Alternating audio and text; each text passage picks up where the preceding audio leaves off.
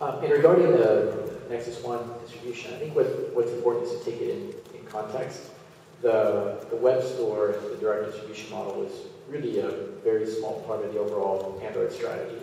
Through the Nexus One, we have the objective of bringing to market a very technologically sophisticated phone, which we did, which really set a new bar for quality. I think you've seen a lot of the phones that are in the market today that have come to market in the past few months have been influenced and in many ways they've been motivated by what the Nexus One was able to do as far as the technology. The web store was another element of the strategy. It was in many ways an experiment for us.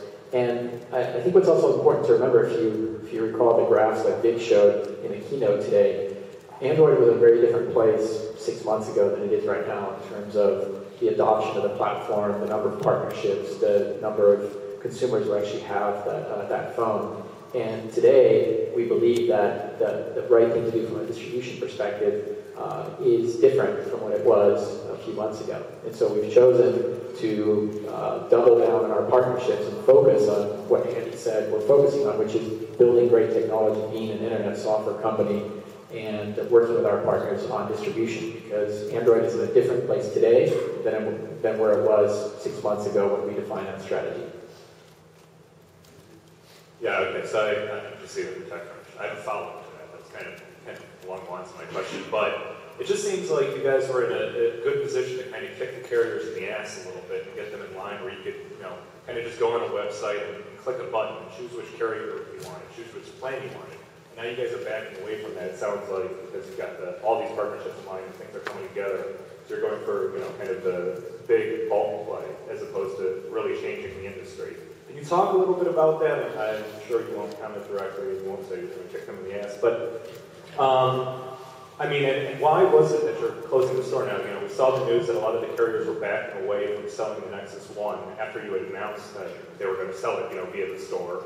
Were they backing away because you had other phones that trumped the Nexus One, or was there something else going on? Yeah, I think I think we should discuss it here for the first time. We haven't actually discussed this before. I don't think our partners were backing away from selling the Nexus One. I think what happened was we changed our distribution model a couple of weeks passed by and then we announced it, and some of our partners made the product changes before we had a chance to announce it. Fundamentally, when you do a direct-to-consumer distribution business where you're hooking into the various provisioning systems for all the operators all over the world, it's a pretty intense undertaking from just literally hooking into a billing system and all the different variants of the billing systems that are available in all the different countries where operators operate.